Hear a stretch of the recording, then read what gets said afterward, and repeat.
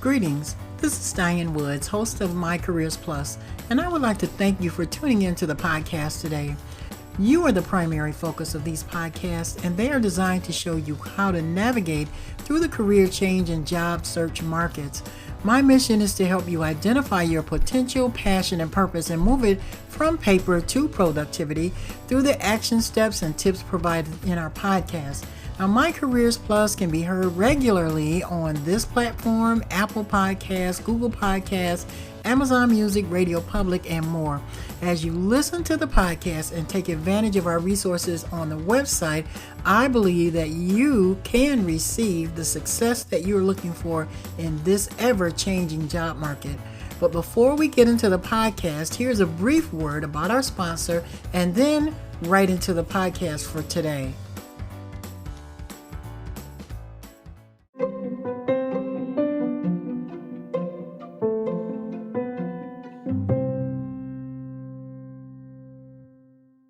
In today's podcast, I want to talk to those of you who struggle with time management, and not just in the business or workspace, but in our entire personal life.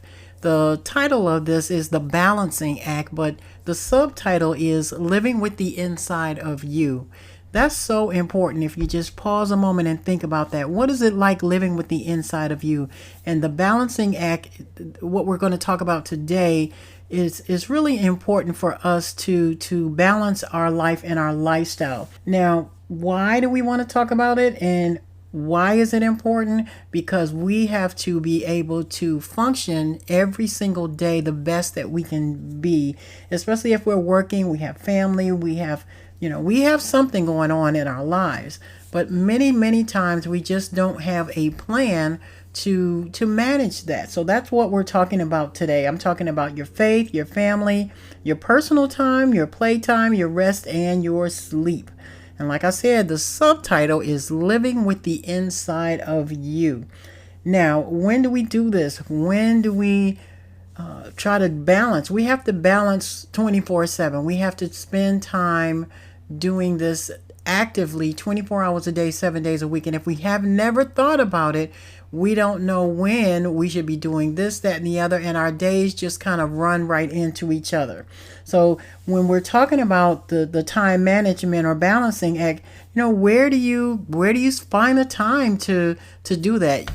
Anytime, whatever works best for you. Each of us are different, and because we have different time and body clocks, and our best time of the day might be morning, our best time of the day might be the evening, we do struggle with time management. Even still today, I struggle sometimes if I don't create a process or a plan of what I want to get done for that day, or what I want to plan for that day or week or month or year, then I will just let days float into each other and just do whatever. So we do have to create some type of plan, even if it's not a rigid type of plan.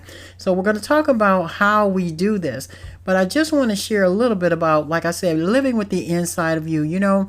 We do become what we think about all the time, and our thoughts are so important when it comes to the balancing act. What are we thinking about? What's going on with the inside of you? You as a person, you as an individual, who are you? Sometimes we lose ourselves because we give so much to others. We find ourselves in a quandary if we end up sitting down somewhere and being quiet, and then we say, well, I would have done this if I hadn't had to do this. So we don't want to have a life or live a life of regret or anything of that nature, but we do want to actively change how we manage our time so that we can live a full and an active and a satisfied life, like I mentioned before, in our faith and family, in our personal time, playtime, our rest, and when we sleep. When I say living with the inside of you, other people will never know what truly goes on in our hearts. And we have to think about that as well. What's on the inside of me? What's going on? Why am I upset? Or our emotions have a lot to do with all of the things that I'm talking about today. You can't have a balance act or a balanced life if your emotions and your soul or your physical body is just in a disarray or all over the place. But the good news about it is that we get to choose. We get to choose. Sometimes if our emotions are gone wild, it's because we're holding things on the inside. Our anger, resentment, it just might be bitterness. It might be offense. So one of the things that we can do to just kind of shift that over is to forgive those that have hurt us or those that have offended us. Why are we so offended so quickly? Why do we get upset? Because our maybe we've been disrespected or we just we're not secure in the things that we say that we are secure in. We pretend that we are. But if you can forgive people on a regular basis, even when they cut you off in traffic, sometimes I get, unhappy when someone cuts me off in traffic or they're driving too slow or they're not doing what I think they should be doing. And many times we can be offended by those things, just the little things, and then they just build up. And then we end up at some point, losing our perspective or losing our temper. So think about those things that offend you and pay attention.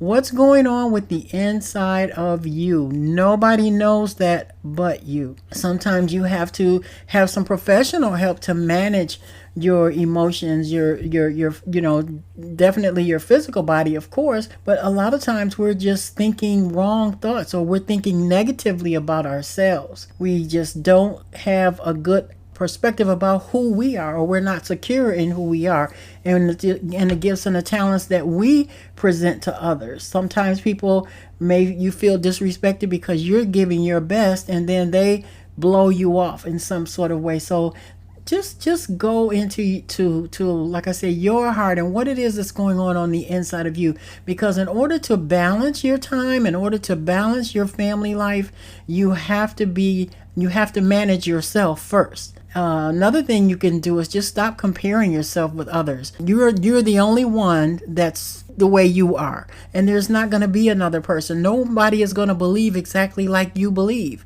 Nobody is going to do what you want them to do the way you see it. Every single one of us is different. And if we respect that about one another, we'll have less stress and less worry about, so-and-so is not doing what I asked them to do, or they're different people. They see things differently. They have different beliefs and so on and so forth. So think about that when you are managing your time. So let's talk a little bit about some tips about how we can balance our time. Like I said, living with the inside of you have to change your thought life. And it's an opportunity that we have every single moment of the day. If we think something negative, we can turn around and think something positive. So let's look at how we can manage our day. What's the best time of the day for you? All of us have different body clocks. So I'll just start out with our faith. What do you believe? Those are your beliefs. You have to schedule some time to spend time in faith and believing, whether you go to church, whatever it is that you do in your time, whatever you believe, that's what's going to manifest in your life. What about your family? Do you have a family? Some people don't have relatives or people in the area that they're living in. They might be in a new city. You might have changed jobs, careers, and it might have moved you to a place that you don't know anyone.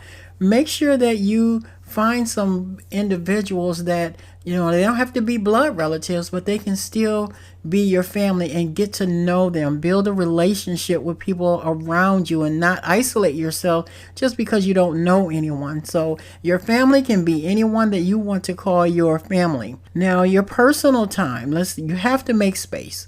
You need to stop. You need to look. You need to listen to your spirit, your soul, and your body. Your body will tell you sometimes, I need to sit down and rest. I need to relax. I need to stop. So your personal time, make space for that and schedule it. I use a little scheduler, and I'll put time so that I can actually look at my day and say, okay, did I fill my day up with all work and no play?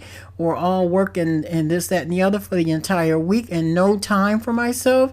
So this is what you need to ask yourself. You don't have to do it every single day. And I think that's where we make a mistake. We feel like we have to do all of these things every single day. No, you have to do them. You just need to schedule some time. And it doesn't have to be every day. It has to work with you, your lifestyle, and what's going on around you. Your playtime. Your playtime are like hobbies and sports, things that you enjoy, sort of like your happy place. If you love going out and taking pictures and doing photography and that makes you feel good, go out and do that. Just spend maybe an hour out of a day or a week or even a month going out to do that. That will actually help you to relax and to feel better. Just make sure that you have some time in there for play. Create a hobby. Find something new to do. Stimulate your brain, even if it's reading a book. Sometimes people enjoy reading. That's their happy place. So find the books that you enjoy reading and do that as well. It really is an individual thing. There is something on this planet for every single one of us that we enjoy doing on the inside that brings us to that happy place.